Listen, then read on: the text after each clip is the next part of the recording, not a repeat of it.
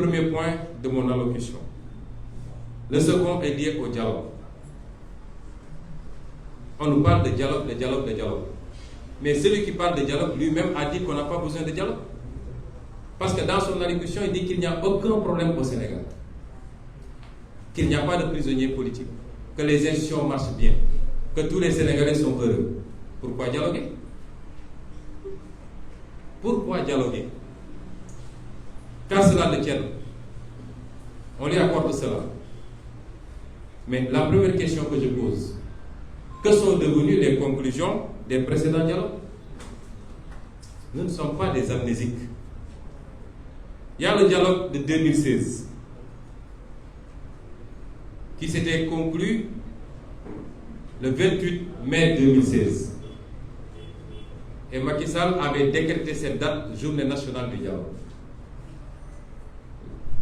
Le dialogue de 2016. Et ces concertations devaient porter sur des questions d'intérêt national qui impliquaient le pouvoir, les acteurs politiques et la société civile. J'interpelle tout le monde, y compris la société civile, ceux qui s'empressent de dire l'opposition doit accepter la main tendue. C'est ceux-là qui nous avaient dit ça en 2016. C'est ceux-là qui nous avaient dit ça en 2019. Et jamais ils n'ont pu garantir le respect des conclusions. Ce dialogue national qui était survenu 2 mois seulement après une vive polémique. Vous vous rappelez bien, cette polémique était consécutive à la tenue du référendum. Le référendum constitutionnel du 20 mars 2016. Et l'un des principaux points de cette consultation populaire, si vous vous rappelez, visait à réduire immédiatement le mandat présidentiel de 7 ans à 5 ans. Et 62% des Sénégalais avaient voté oui pour la réduction du mandat présidentiel de 7 ans à 5 ans. Macky Sall se retourne pour donner le dossier au Conseil constitutionnel. Et revenu dire, le Conseil constitutionnel a dit non, je ne dois pas diminuer mon mandat. 62% des Sénégalais vous disent, nous sommes d'accord, il faut diminuer. Vous revenez voir le Conseil constitutionnel, qui est une calamité en passant. Vous allez voir le Conseil constitutionnel qui vous dit non, non, non. Les Sénégalais, leur voix n'est pas importante. Moi, Conseil constitutionnel, cette personne, je vous dis que vous ne devez pas réduire votre mandat. D'ailleurs, il n'y avait même pas d'objet à saisir le Conseil constitutionnel dès lors qu'on a consulté le peuple.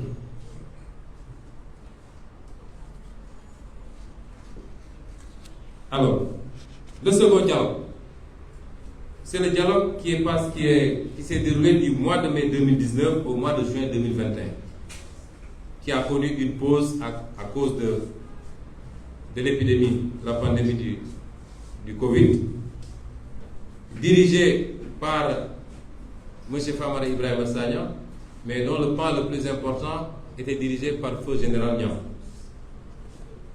Alors, je veux bien qu'on s'écoute. Qu'est-ce qui avait été demandé par l'opposition à l'époque? 1. La suppression du parrainage, à défaut de le réformer pour le conformer aux standards de démocratie. Instaurer le bulletin unique pour combattre la corruption électorale et rationaliser les dépenses publiques liées à l'organisation des élections. Instaurer un financement public des partis politiques pour plus de transparence et pour éviter qu'il soit la porte ouverte à des puissances étrangères.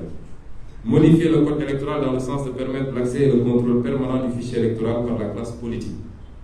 Dissoudre la Sénat, dessaisir le ministre de l'Intérieur et créer une autre autorité chargée de l'organisation des élections. Discuter de la mise en place d'un cadre normatif de l'action politique et citoyenne. Renforcer les droits fondamentaux des citoyens et les libertés des acteurs politiques. Prendre des mesures pour apaiser l'espace politique. C'est de ça qu'on est en train de parler encore. C'est de ça qu'on est en train de parler. Les résultats de ces discussions, c'était quoi? Parce que c'est important qu'on parte de faits réels. Parce que sinon, Macky Sall, il croit que les Sénégalais sont complètement amnésiques et qu'à chaque fois, il peut reprendre les mêmes démarches en comptant sur l'oubli des Sénégalais. C'est pourquoi il est important que je rappelle tout ça. Les résultats de ces discussions sur le parrainage, le camp du pouvoir a défendu le statu quo. Et ceci, malgré la recommandation des experts évaluateurs qui avaient proposé à ce que le parrainage soit réformé pour le conformer aux standards moderne en la matière. Le camp du pouvoir avait refusé. Aujourd'hui, il dit qu'il est prêt à discuter sur le parrainage, et je vous dirai pourquoi. Et malgré une décision de la Haute Cour de justice de la CEDEAO qui a conclu à l'illégalité du mécanisme de parrainage. On est dans un espace communautaire. La CEDEAO a réglé ce problème. Pourquoi dialoguer de ça? Il a refusé, malgré tout. Et malgré également les recommandations du rapport de la mission d'observation de l'Union européenne qui demande la réforme du parrainage. Nous avons vu un courant politique dire oui, sous l'égide de l'Union européenne, des États. L'Union européenne a fait un rapport. Et dans ce rapport, il a donné toutes ses observations. Toutes ces observations. Pour dire ce qui ne marche pas.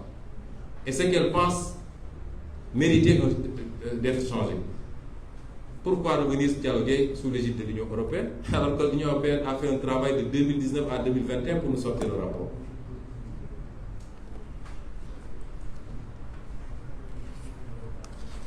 Et deuxième point, sur le bulletin unique. C'était les résultats, je suis en train de vous les lire. Le camp du pouvoir a refusé toute concession. Et pourtant, un compromis avait été obtenu, à savoir son expérimentation lors des élections territoriales de janvier 2022. Le pouvoir a refusé. Sur le financement des partis politiques, un consensus avait été obtenu et un rapport avait été produit précisant les critères qui permettent d'accéder à ce financement. Mais le gouvernement refuse toujours de modifier la loi sur les partis politiques pour appliquer cette réforme. Ça, c'était des acquis signés par toutes les parties. Le gouvernement refuse de les appliquer. Et aujourd'hui, il nous dit revenez, on discute. Sur l'accès et le contrôle du fichier électoral, un consensus avait été trouvé. Le président de la République devait simplement prendre un décret qui organise ce contrôle, mais à ce jour, aucune mesure n'est prise dans ce sens. À ce jour, un accord avait été trouvé. Vous savez, le fichier, c'est une question de programmation. Si Macky Sall continue à être le seul à détenir le fichier, il a une longueur d'avance sur nous tous. Le débat a été posé et un accord avait été trouvé. Il suffisait qu'il devait lui prendre un décret pour le matérialiser. Jusqu'à présent, il refuse de prendre ce décret-là. Or, la transparence et la crédibilité de l'élection présidentielle va se jouer sur ce registre-là. Donc, il n'a pas besoin de dialoguer sur ça. Un dialogue a déjà réglé. Il n'a qu'à prendre le décret. C'est tout. Sur la création d'une autorité indépendante en charge de l'organisation des élections, les représentants du pouvoir ont opposé un niet catégorique aux membres de la commission du dialogue en ce moment. Et ça, c'est une vieille revendication de l'opposition qui date de 2017, qui faisait suite à un constat d'une crise de leadership de la Sénat et l'absence de neutralité du ministre de l'Intérieur. Sur la pénalisation de l'opposition, on appelle ça pénalisation de l'opposition. Le camp du pouvoir n'a même pas voulu en débattre, alors que l'objectif ici était de modifier certaines dispositions du Code de procédure pénale qui rendent automatique le mandat de dépôt en cas d'inculpation pour offense au chef de l'État, par exemple, entre autres. Vous voyez tout ce qu'on arrête là. Il suffit de citer l'intervalle article 80, je ne sais pas jusqu'à quel article, et le juge d'instruction dit que je suis lié. Il n'est pas lié, c'est faux. Aucun juge d'instruction n'est lié. Mais c'est ça qu'ils utilisent pour prendre les gens et les mettre en prison. Sur des bases farfelues. Ça a déjà fait l'objet de dialogue. Et Macky Sall a dit niet. Sur la pacification de l'espace politique, le camp du pouvoir avait opposé un niet catégorique, prétextant que les acteurs n'étaient pas au-dessus de la loi, et ceci, nonobstant la rédaction, sur proposition du général Niang, d'une recommandation spéciale envoyée au chef de l'État pour amender les articles 29 et 30.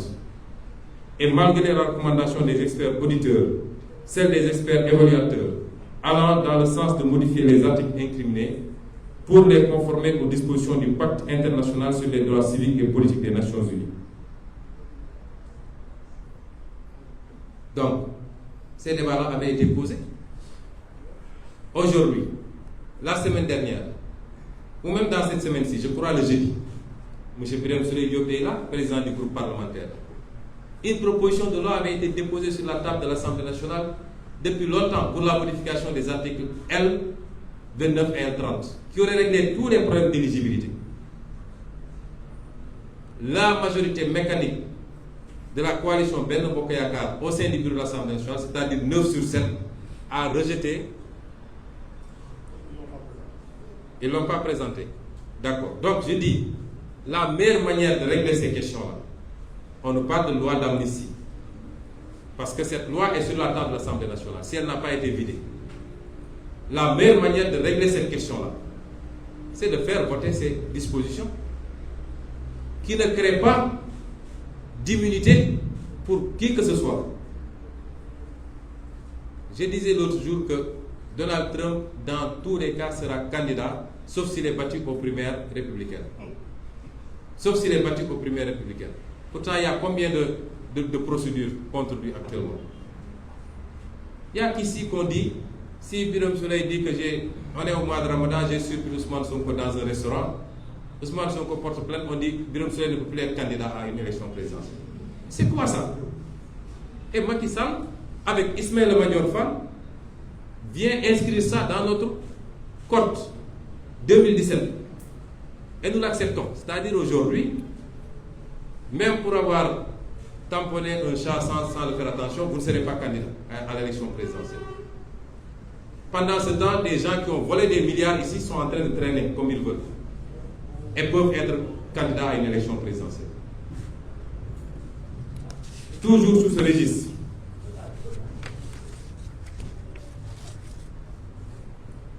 Il faut noter que le précédent dialogue politique nous avait coûté plus d'1 milliard. Plus d'1 milliard. Avec 1 milliard, combien de salles de classe on peut construire? Combien de postes de santé on peut construire? Ils prennent 1 milliard pour faire ce dialogue. Nous, on avait dit qu'on n'y va pas, parce qu'on sait que c'est une mascarade. À chaque fois que Macky Sall a fait un dialogue politique, c'est qu'il a deux objectifs. Le premier dialogue politique, c'était pour faire un arrangement et libérer un détenu. Le second dialogue politique, c'était pour avoir la possibilité de repousser les élections locales. C'est tout. Et je vous dirai cette fois-ci qu'est-ce qu'ils recherchent. Mais de tous ces dialogues-là, vous savez qu'est-ce qu'on a obtenu? Qu'est-ce qui a été réellement appliqué? C'est deux choses. Et ça, c'était des points défendus par le pouvoir. Le premier, c'est le report des élections locales. Et le second, c'est la suppression du parrainage lors des dites élections locales. Il y en a 3 même, excusez-moi. Et le troisième point, c'est l'élection au suffrage direct des présidents des exécutifs locaux, les maires et les présidents de conseils départementaux. Les deux dialogues réunis, avec tout ce qu'on a mis comme argent, comme tintamarre, on réunit les autorités religieuses, la société civile, les partis politiques au palais, on fait beaucoup de tintamarre. C'est pour obtenir ça. Si vous me dites, je veux dialoguer avec vous, reconnaissez d'abord qu'il y a un problème. Là où il n'y a pas un problème, on n'a pas besoin de dialoguer. Deuxièmement, envoyez-moi des TDR pour que je sache de quoi il est question. Troisièmement, mais faisons l'évaluation des dialogues passés. S'il y a des choses qui étaient déjà réglées par ces dialogues-là, ce n'est pas la peine de dialoguer. On va demander que ça fasse objet d'application, c'est tout. Mais on va encore réunir des gens pour faire du théâtre et parce que Macky Sall a ses objectifs à lui. Et comment peut-on dialoguer sérieusement aujourd'hui sans évacuer la question préjudicielle fondamentale? Macky Sall ne doit pas être candidat une 3e fois. Comment peut-on dialoguer sans poser cette question préjudicielle?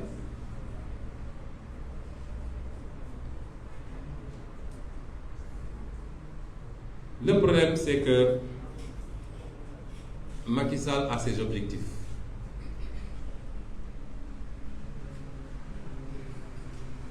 Mais il pense que pour avoir ce qu'il veut, il faut qu'il ait un moyen de chantage sur chacun. Il faut qu'il ait un moyen de chantage et de pression sur chacun. À certains, parce que certains hommes politiques, leur principale préoccupation, c'est le parrainage. Tel qu'il est, le parrainage, Ce n'est pas une mince affaire, nous le reconnaissons tous. Et je tiens à dire ici que notre position a été toujours contre le parrainage. En 2019, je fais partie des 5 candidats qui avaient obtenu leur parrainage. Mais quand l'opposition s'est réunie, j'ai écrit pour leur dire, je propose que nous, les 4 candidats de l'opposition, nous boycottions l'élection pour nous solidariser avec ceux qui ont été injustement écartés avec un parrainage. Et Macky Sall sera seul à l'élection, il sera obligé de revenir en arrière. Des gens ont sorti ce message du groupe pour le donner à un journaliste du pouvoir qui a dit Sonko a peur d'aller aux élections. Nous n'avons pas de problème de parrainage, je le dis ici, par la grâce de Dieu. Lors des dernières élections, il y a une liste qui avait été rejetée, il leur manquait 6 000 parrainages. C'est nous qui leur avons donné 6 000 parrains pour qu'ils puissent y aller. C'est nous qui leur avons donné 6 000 parrains. Parce qu'une partie de nos députés était sur leur liste. Si on ne l'avait pas fait, aujourd'hui, nos députés de Mbacké, ou de Pikine, ou d'Italie, ou je ne sais où, ne seraient pas députés à l'Assemblée nationale. Nous, on n'a pas de problème de parrainage. Mais malgré tout, je suis contre le parrainage. Parce que c'est une méthode injuste pour écarter des candidats. On est 300 et quelques partis politiques.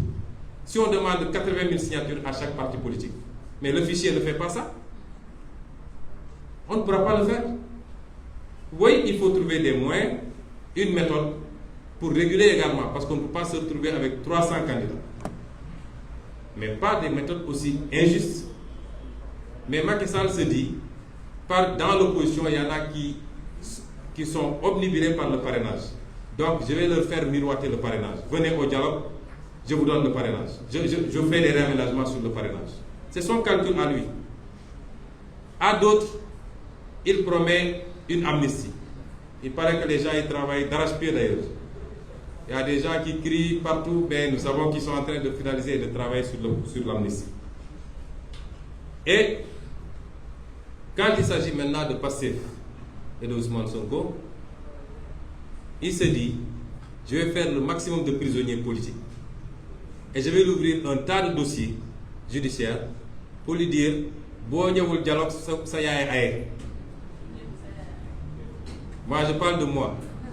Mais il se trompe. Nous, on ne subit jamais de chantage. Et on ne négociera jamais avec un pistolet sur la tempe. C'est une question de dignité et d'honneur. Il n'a rien compris. Parce que lui, il fonctionne comme ça, il pense que tout le monde est comme ça. Tout ce qu'il est en train de faire, c'était pour avoir une monnaie d'échange. En se disant que, oui, s'ils viennent, je libère quelques prisonniers, je libère les prisonniers, je dis aux gens, levez le coude un peu par rapport au dossier judiciaire. Il n'a rien compris. Nous, on ne fonctionne pas comme ça. Nous ne sommes pas à ce niveau. Et j'ose espérer que nos partenaires politiques, le F24 en particulier, croient que la position sera claire de toute façon. Le Yewwi Askan Wi, la société civile, tous ceux qui se battent pour des principes, ne vont pas accepter cette tentative d'avilissement de l'engagement politique. Je te tiens ici, fais ceci, je te donne ça, laisse ça. Nous, on ne fonctionne pas comme ça.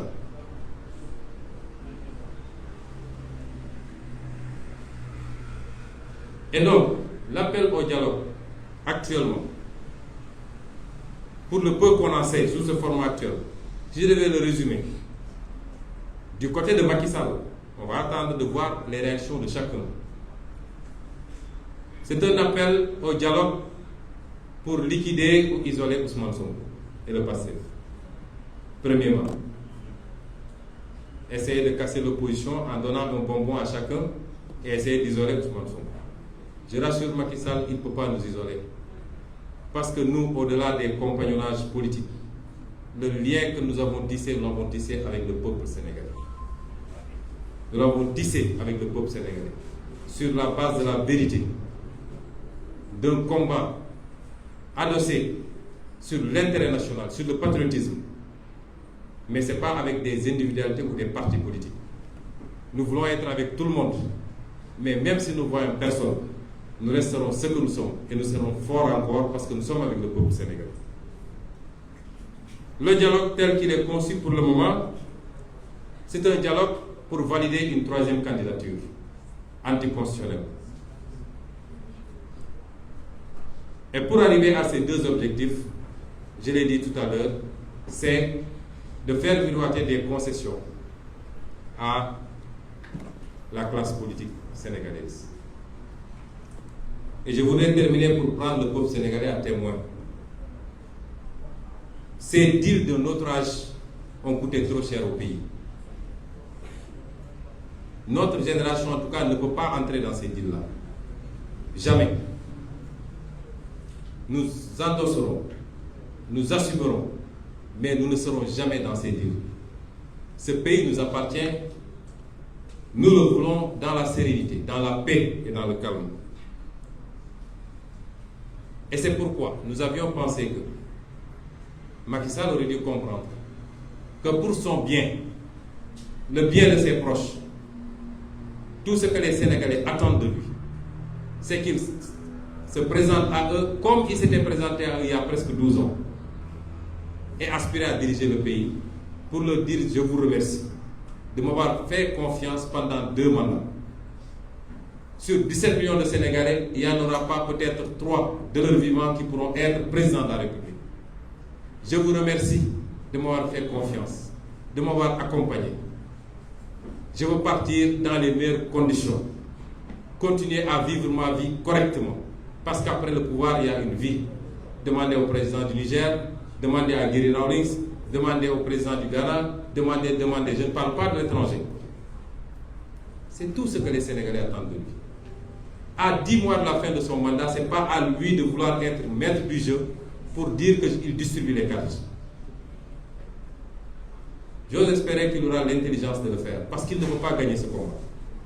Dans tous les cas, il va le perdre. Mieux vaut partir dans la dignité, dans la paix. Ici, il n'y a pas de rancune contre qui que ce soit.